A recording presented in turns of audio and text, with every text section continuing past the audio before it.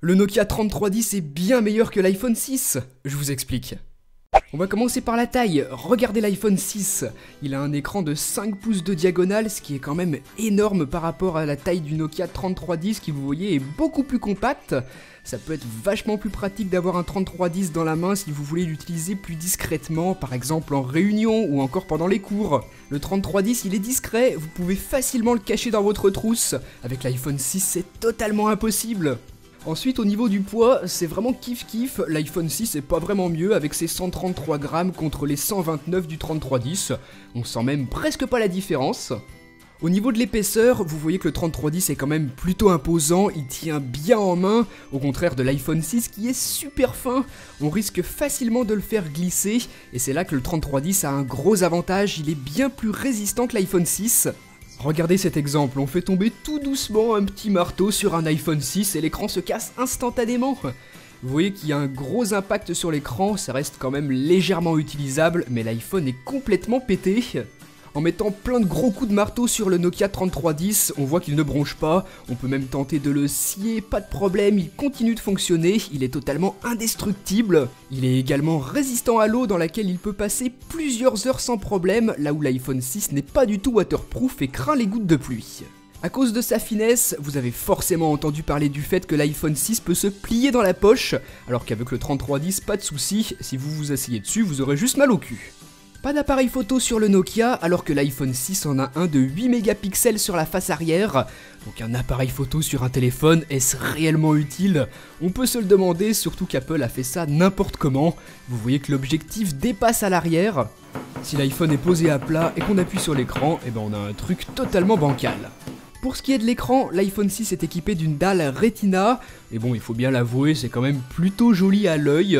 Le Nokia 3310, lui, est équipé d'un écran monochrome, ce qui fait que vous pouvez l'utiliser parfaitement, même en plein soleil. Il n'y a absolument aucun souci là-dessus, alors que sur l'iPhone 6, on voit plus rien, et en plus c'est tout plein de traces de doigts. Encore un point sur lequel l'iPhone 6 se fait exploser par le Nokia 3310, c'est au niveau de l'autonomie de la batterie. Vous savez que vous êtes obligé de recharger votre iPhone tous les soirs, alors qu'avec le 3310, ça tient une éternité. Moi je l'ai depuis, je crois, une quinzaine d'années, et je l'ai rechargé qu'une seule fois. Maintenant, je vais m'adresser un petit peu aux gamers d'entre vous. Sur le 3310, vous n'avez que, c'est vrai, 5 jeux qui sont disponibles, mais vous avez quand même le meilleur jeu de tous les temps, Snake 2. L'iPhone 6, lui, bénéficie de la grande richesse de l'App Store. Vous y trouvez plein de choses, des applications pratiques, des jeux.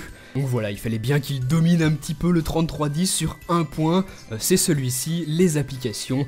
Mais bon, qui utilise vraiment des jeux sur son téléphone, c'est pas vraiment fait pour jouer.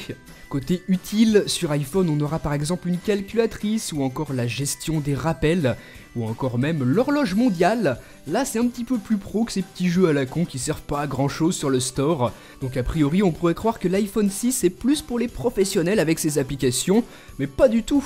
On s'aperçoit que le Nokia 3310 a lui aussi une horloge, des rappels, une calculatrice, il sait tout faire. Sur l'iPhone 6, c'est vrai, vous avez la possibilité d'aller sur internet grâce à la 3G ou la 4G, pour peu que ça fonctionne. Donc vous pouvez aller sur Google, c'est bien gentil tout ça, donc on peut déjà le faire sur un ordinateur. Voilà, maintenant vous avez ça dans votre poche et vous êtes en permanence observé par les géants du web. Sur le 3310, pas d'internet et autres petites choses futiles. Si vous voulez connaître la météo, vous ne regardez pas votre téléphone, mais vous regardez par la fenêtre. Pour les plus musiciens d'entre vous, vous serez ravis d'apprendre que sur le Nokia 3310, vous avez la possibilité de créer vous-même vos sonneries grâce au compositeur. Vous utilisez les touches.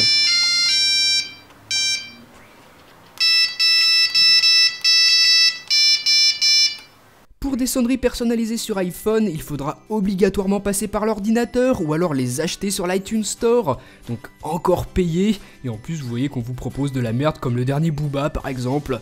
Sur le 3310 c'est largement mieux. Ah bah tenez, je reçois un appel là.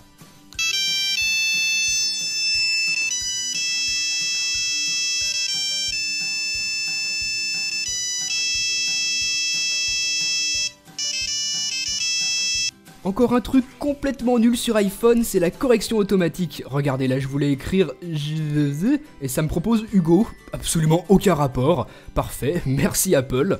Je suis obligé d'effacer ce que j'avais fait et de recommencer. Et puis autre truc bien embêtant pour ceux qui ont des gros doigts comme moi, vous appuyez sur le clavier tactile, ça appuie sur 4 touches à la fois.